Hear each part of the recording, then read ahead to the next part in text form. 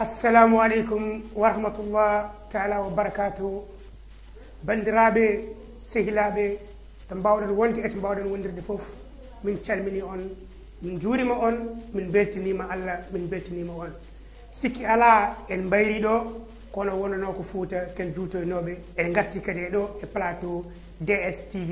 Diaspora Sénégal TV eden biye rek bandirabe odon jarlo odon jafo odon dacce hakke to bangi amen do min jarlima min jafima min datti hakke ko suudi e ko feeni kala min jarlima min jafima hamin nyaago on de tawno pular ne wiya ko baddido yanata ko dogo fergitto ko kaalo fuujoto wasata wondo min kalno min puuji wasta won min memno min ko yaami min tinani de tawno pular ne wiya won ko hakkille mijoto wona dum demgal fuujorto wadde bandirabe odon dacce hakke odon jarlo odon jafo eden bere kadi eden battini mo wuri do e DSTV e ko wona dum ko kala hande non en ngari do eden be rek hono mo baddan den animation le wiye ummul ba donc omo jogi problème seeda woni hollum ko bannol accident kono alhamdulillah ala kulli hali en jetti Allah no fewi de Allah kadi ummitinimo e dum don maraw ko ittudo congé rek ko eden be rek to woni kala jam ko takkimu jam ko tarim jam ko yalte makko ko yante makko kala hande non eden bisko debbo mo marda on woni Aïssa Dia donc Aïssara min calminima min juurimama hamin diba Hawa Dia e Aïssa Dia fu ko goto wala wala non ino diram tan badde ko dum gandirda marda donc waddere en bi Hawa Dia debbo mo marda bismillah ma do e DSTV waddere bismillah calmina bandirabe ganina bandirabe holiya waaleykum salam wa rahmatullahi nya asalmitama e kuuɓal a weltanama kadi yon bandiraɓe halpulaar fof o takki marda e ko taari marda mi salminiɓe mi juurima mi salmini kadi jinnaɗam debbo jiɗɗo mi yiɗirimi Allah kañum jibinimi somi ummima hande ha to daaro cubbu mbeɗa ari ɗo ko caggal Allah e nela ɗum e caggal makko nene mbeɗa ñaguima duwaw no fewi e accumaɓe leelo kadi de te gaccami yeeɗa anen accam tan min mi salmina anen e jinnaɗo mi ñaguimama kadi duwaw no fewi machallah ten mbe salmina waɗoɓe suivre DSTV Diaspora Sénégal TV ameɗa finde mi yiɗi finde mami tampi DSTV accam tan kadi mi ƴetta tawam ko Diaspora Sénégal TV e a yiiti eyyi ña ko wona ɗum ko en calmini haalpulareɓe fof mbimi e mbimami aɗen enen machallah pular ne weɗi meeɗa mettude pular ne weɗi te min mbeɗa yiɗi pular te ko deftere yo hande no mbaɗa barke rasul no hande min fotino nande grand bubbode yomi heew far seeɗa ala hande neɗɗan ko jonta way ɗo ko min woni ɗo oɗon belas oɗon metta on jiinam eyi holi mettaɓe kay min koye mettaɓe jeeyami bandiraɓe machallah eyi mbiya ummul ba kanko ne yo Allah rokkuma no ummiri yo yatta yaade hajiji makko o arta nda ko yewnama e plateau ne fewi no fewi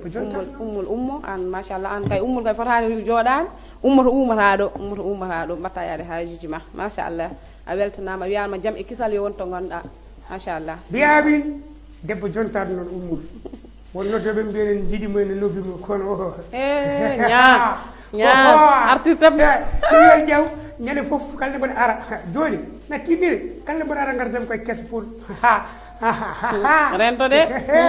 o donc nak bandiraɓe on jiimo ko Hawa Dia debbo mo marda hande bismiɗen ɗo e galle men e woni DSTV Diaspora Sénégal TV donc Aïssata hande noon waccu wiidema Aïssata wiyama Hawa min ko Aïssata mbaɗo wiide yowno mboɗo jogui goggiral goto wiye Aïssata o maayi ko ɓooyi noon joni aɗa yanoro kam oɗo ko ɗimmir wiyama Hawa mo joni hande kam ko aɗɗal ɗum plateau tan yeyi hande kay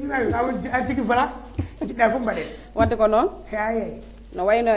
an kam ña tabaski hikka enen mbi julde taska mi yi vidéo ji mane mbaɗa circulé essati TikTok aɗa leeli hanal ngaaɓe hunde barki Allah ko dendam Allah en yonimi seeɗa ko dendam an ko an jiimi de min an jiimi noɓe cas mi ala an ko keñoɗa warta sey min mi anda ka ɗaninoɗo ɓe pilmuma kono mi anda mata ka ɓuutani mi suwa jofnur tan mbiya ko dende ay way haala pulaar mi hertina woyi sewan jam ka maynode de an ko ni mbaɗa tew min barkinela Allah tew hirani ha hirani ala anni wona caaha astafirullah hisani ha hitani ñamata tew wona caaha wadda maayi ñane muy he yow ñane hen puɗɗimi ñamde ko guilen wone barmi wallahi wona caaha mi haalani fiya tete ngel hen kay jiwal cikin mara ko finta wata kay natti wonde dende hande bodo daani duyngol ala dew ne tak bimi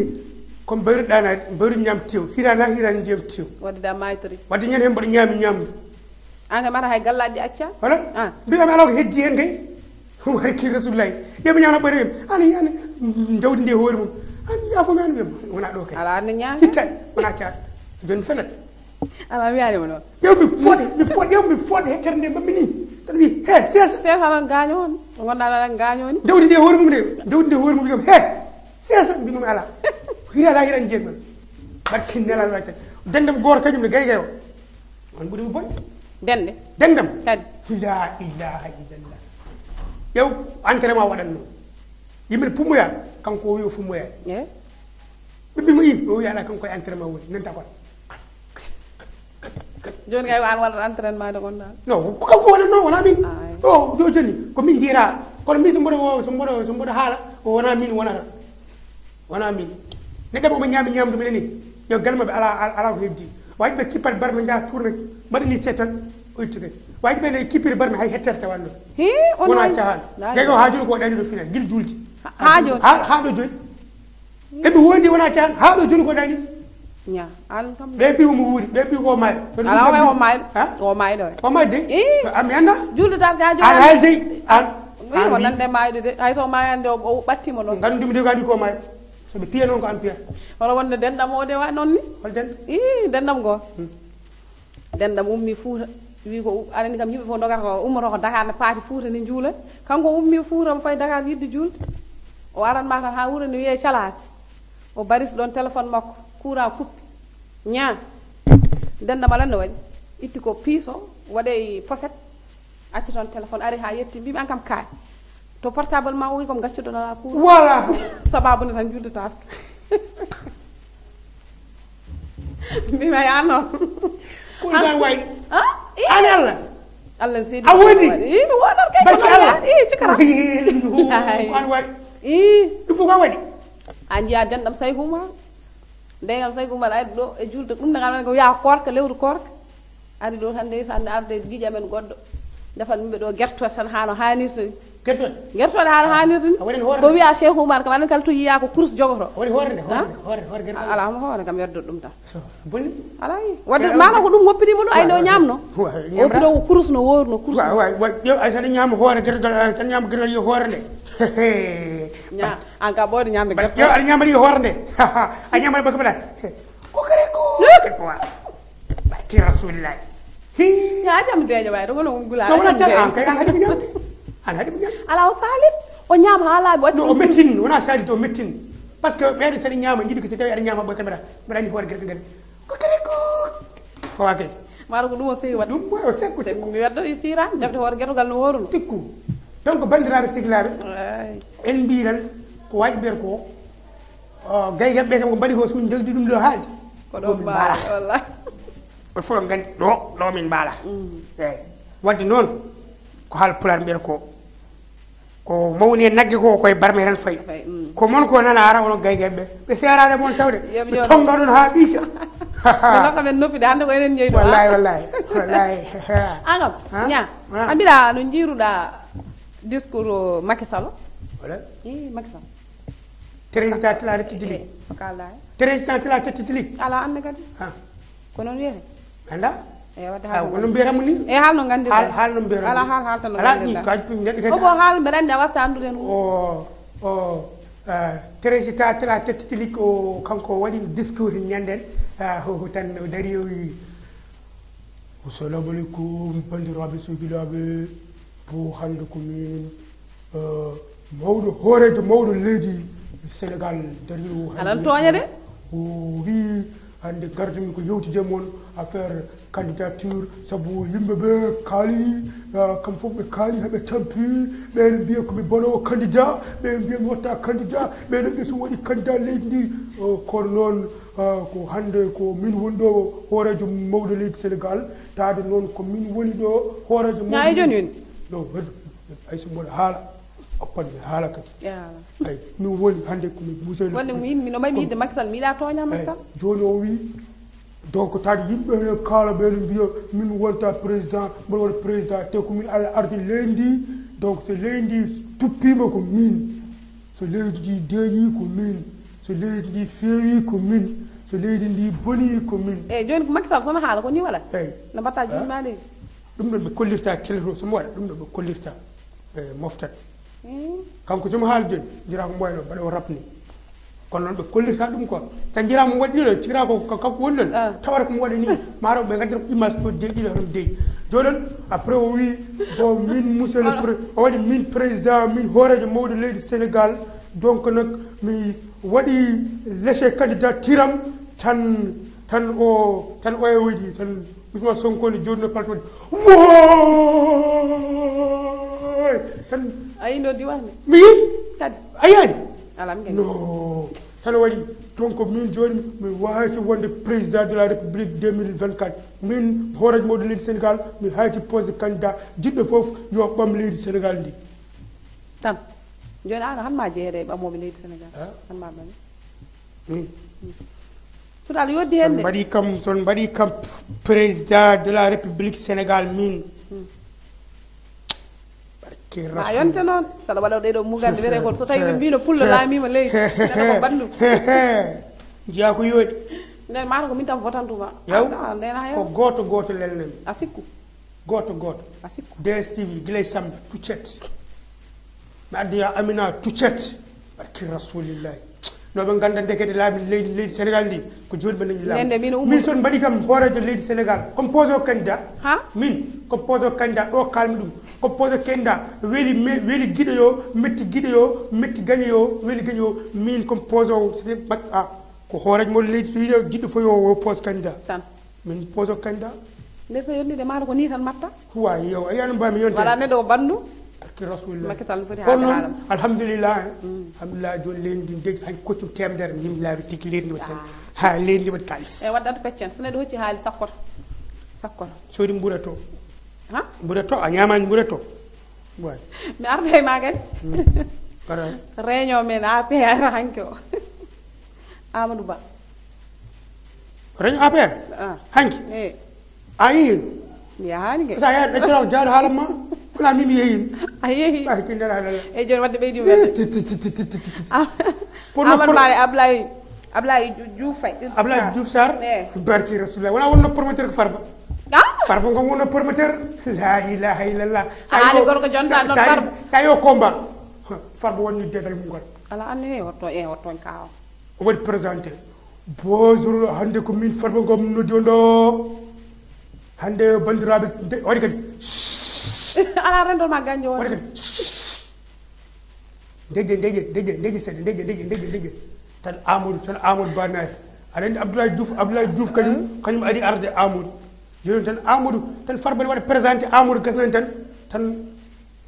o Abdoulaye Diouf Sarr wonno wadde présenté kay joni to waɗa présenté o wi joni o ko Abdoulaye Diouf Sarr o koye neɗɗo men koye meɗen jeeya donc noon joni noon tan Amadou nayi tan waɗi ɓe gummi Amadou tan Abdoulaye Diouf de signide hay andane signe wa seeɗa waɗi kir yimɓe golliti ni tan Amadou mum signe tan Amadou yimi seydi Amadou yarano ko ni hono wadde seesa yara seesa tan yettina Farba joni noon Amadou nani Abdoulaye Diouf nani donc bandiraɓe hande réunion o ala ko addi ɗum so wona hande eɗen jiiɗi yewtidde bandiraɓe fulɓe ɓe foof e potirno on ko jonta Farba tan Abdoulaye Diouf Sarr wonno koye fewnide witte mum waɗi ni tan Amadou sikkano mata ko womre o fiyata ɗum tan Amadou wi barki rasulillahi mi posani candidat e barki rasulillahi wallahi mi posani candidat tan Farba wimo ala Amadou ala wi tan o wonno koye ɓorade witte mum wonno koye wadde ñoro witte mum o sikkano mata wonko fiɗe mum tan waɗi barki rasulillahi min mi posani candidat ko Macky Sall yiɗimi yomi pose candidat kono barki rasulillahi non aɗo nawi hakkille makko de tan waji ɓe puɗɗi hoccu 16 uji ene pindira ala tuccet raccet tuccet ƴeew Farba nan dogi dogdu barkinde la yo farba wono promoteur a meɗi promoteur aɗa dogde kamɓe ko laafa meeɗa tawede maɗi joomum wawi yo farba acci ɗon ko Abdou Diouf Abdoulaye Diouf Sarr acci ɗon Amadou Ba kañum waɗi pourade hay goto andata rewi ɓe mbi ko restable o rewi les siége to o rewi ɓe mbi ko fallante barke rasul heddina Amadou Amadou oɗon jagodiri ten Amadou yimo wona famani min ndima ade a poste candidat wona cahat tan Amadou yimo barke rasulillahi an ko an min gonani an min koye mamin goni koye mamin goni jewtan ɗum mi haalanimo rendewmi barke rasulillahi wona cahat ƴewmi cikanum ha hanki mo wona neɗɗo hanki ƴew mi arti ceerniɓeɓe ɓe jiyani kam ala anne walay wallahi min seerniɓe ɓe jiyani kam joni haalam no ceernirɗaɓe kolla kam geste nuji mbaɗirɗa ceermi ara tawmi Amadou tawmi Abdoulaye Diouf ne dari tan garmi tan tournumi tan o yiyani kam tan tournumomi haw yiila aɗa yiilere o yiyani kam ko yiila ko wa min saha komi neɗɗo saha mi wane tan ɓe mumi raccet mbiɗa saha ka neɗɗo saha wona neɗɗo hay a yeddu mi holluma ɗum joni ala yawta so tawi ɗiɗi mi holluma ala mi yafrima Allah ɗum joni mi holluma yafrima Allah yafomi tan mbammomi jiil mum haw yiila tan mbammomi raccet taccet mbammomi tuccet tan bakki mumen an wadde caméra o nde holliri paɗe gonnoɗo ɗon nde est ce que wona farba jeyɗe paɗe ɗe aɗa faɗa farba wooro faɗa Amadou wooro faɗa Abdoulaye Diouf Sarr faɗa mi wooro kadi paɗe gonnoɗo ɗen e faɗa ma kay faɗam faɗa farba faɗa Abdoulaye Diouf Sarr faɗa Amadou Ba nawtuɗa wona caɗa eɗen galle la ilaha eɗen joni mi liggat ɗumen promotion kala jiɗɗo darde de yoɓat kam faɗa Amadou nan gallamen faɗa Abdoulaye Diouf Sarr faɗa farba ngom farba kay wona fartan woppi ɗon farba farba yo noddam téléphone wandi ko woppi ɗon goɗɗum o mona dogui dogju te ɗum ɗon kanko il faut warani ɗum e accu kaw farba ko gorko jontaɗo ko kaw won ɗo kaw farba kawma kawma kay kawma farba kay mon ko ɗo reedu jontade waɗi kadi popol juroɓe calminama jurama ala mi kay no ñoroto no haɗeɓe fiide so ayso jungo makko ngo noon memino te a meeɗi promoteur kay wonata hakkude ɗiɗi hakkude seppidiro farba yiɗi ko banggue a ɓeydi bone fo ko ɓeydi bone wallahi ñawari ɓendu seeɗa yimɓeɓen so tawi wonko heddi kadi yimɓe gar wallahi min gay ɗo ko DSTV mbimon jalon ha tampon DSTV kala ko jiɗɗon nane o galle holon nanani ko minen goni sukaɓe dariɓe daraniɓe pulago weeli on metti on pulago ko ɗo e DSTV son jiiɗi son jiiɗa son belama son mettama kala mo darani DSTV dañata ko weeli fittande mum wallon nanani ɓe nani aɓe keɗima kamɓe kay alende aɓene jooɗi ko wayno yaamen fof nan puttini guita han jokku jehen payen toon ha Gabo calminen ceerno Adama ha ceerno Adama Houray gorko kadi fa ala e o wi noon banam gorko an accu kadi no mbaɗa ni mbimami gueɗe kadi ngel an ko tagui mbaɗa no mbaɗa ni an kam ala fof ne changata min ne jooɗi balɗe ɗiɗi e tari fo mami wi ña kono ñanen mo ga ɓeydi ña usta lacciray kosam ndi kirto an ka waliw barke rasulillahi ka waliw kañum gottiroɓe so wiya ha 2 heures jamma kañum ñamon ha barke mbiraɗo Allah ñam won sigiram goto resi o resi rewɓe ɗiɗo sigiram goto mo resi rewɓe ɗiɗo o resi ko halpular goto e séréer o nanani pular halpular o nanani séréer joni noon jonani e jotto ko kanko heyi fode piyanmo ko hakkude galle so tawi pullo ari joni yam pullo yam barke Allah mi wondi so tawi tan séréer o artiɗo hande mami hollumo min komi halpular pire mo ƴiƴen pulago jogade ɓandu mum tan wiyamo yantin kanko gorko ɗum yantin ay o nanta pular de o nanta pular ɓeeɗo leñol maɓɓe ɓe ñamanma ko guila e kafe taw ɓe memanimo tan debbo mbiɗa hoyɓe ɓe ñamanma ko guila e kafe taw ɓe memanimo oɗo leñol maɓɓe kamɓe fof ɓe ndesere ke ɓe jaare duuɓi capanɗe jiiɗiɗi nden ɓe ndesere la ilaha illallah wona yino foti ay ko cikiraɗo no wayi raɓɓitini tan wi o mana yaare duuɓi capanɗe jeeɗiɗi e jeegom mo ngar mi mbaɗa mum arrangement des mum hayde ndesa mum de ɓe dokkam ko oto e galle ayo galle mo kono mo gaddumami ɗo kamɓe dokkiɓe ɗum ɓeɗe ñamanma ko memani tan min kay waddemi wonta haal so ari kay ko yit fo yo wat tan serero kañum ari tan serero yetti tan tawi mo lele piyama ko tan wimi hande kay tan serero wino haal pular hande kay jagisi go a faami hande kay vraiment hande kay min so tawi tan wajju arti ɗo rek min kay komin waddoɓe komin waddoɓe par ce que min ko nanam koye wuuro he tan wonta tan min ko welɗo tan wajoyimo wallahi ya jalmi kam mi anda to jangguɗa ɗum mi anda hol kalanam ɗum wadda ñowli artude amo yim fof aɗa jogui sehil hal pular jangguinomo ɗum pular meeɗa wawde pular o yima ay oɗo debbo mo jiiɗa ɗo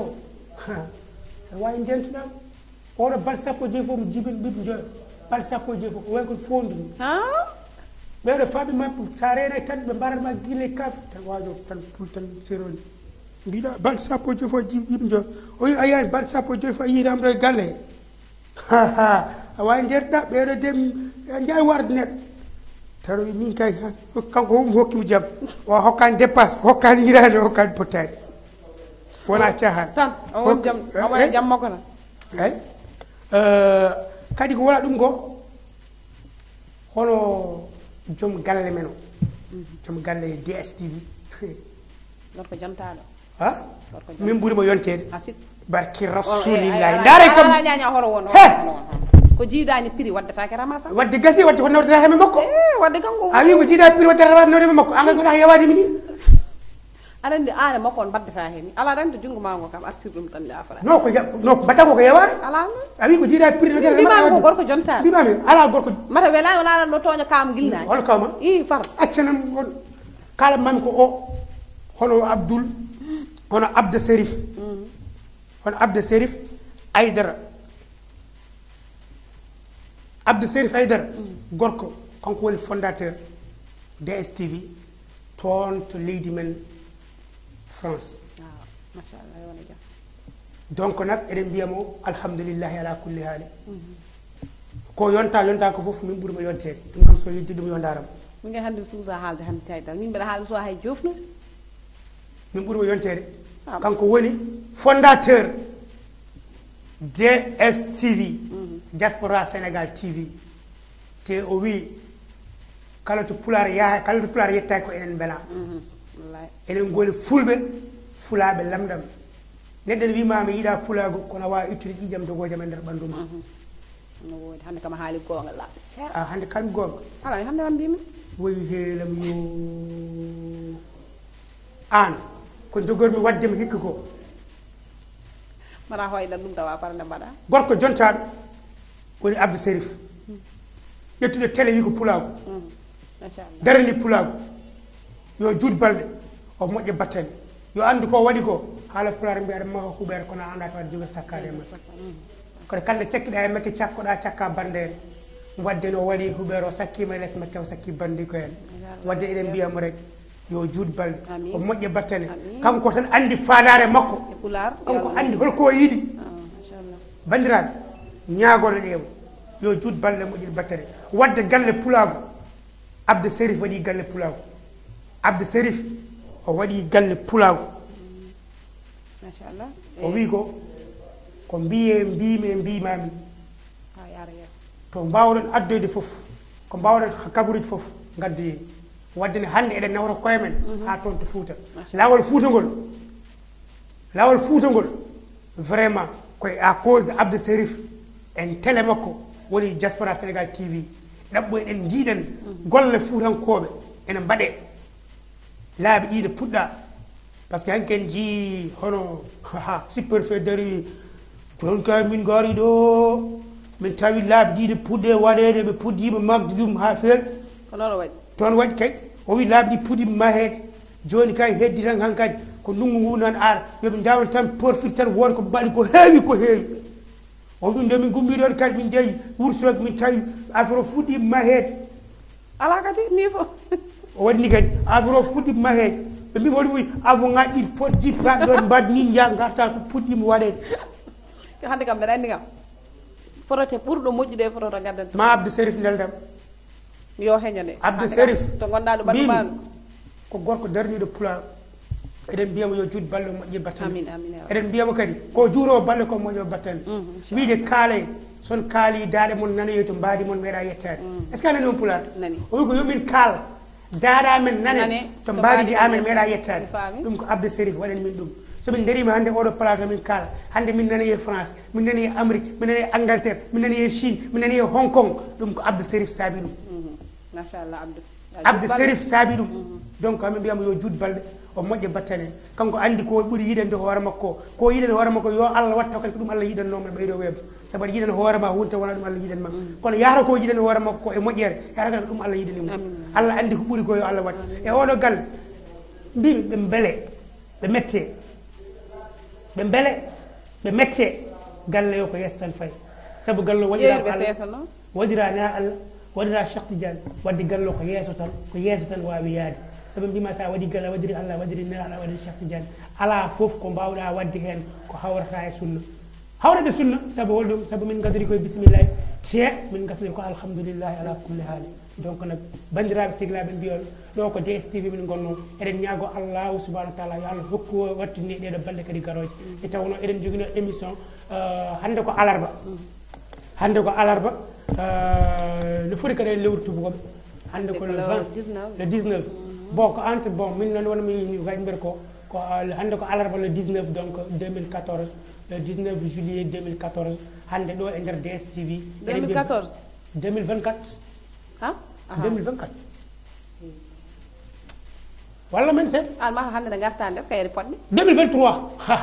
donc 2014 2000 hedde ɗon aɗa wiyeɗon 2014 2013 2023 mi yeehi koye on calminama kadi en kubal ko ni tan ari ardi machallah bandiraɓe min beltinima moon kadi ko ƴettuɗon temps uji moon on mbaɗa suivre ko min mbi kadi yo gurdam juut min calmini Abda Sérif en mbi yo gurdam ma juut nde wonno gurdam ma ne waɗi nafoore so juuti tan ma hewɓe kadi hen ma kadi telle ɗe inchallahu rabbi yo yaaru yeeso ya barke Cheikh Mouhamadoul Bachir ta nden galle moon beltanama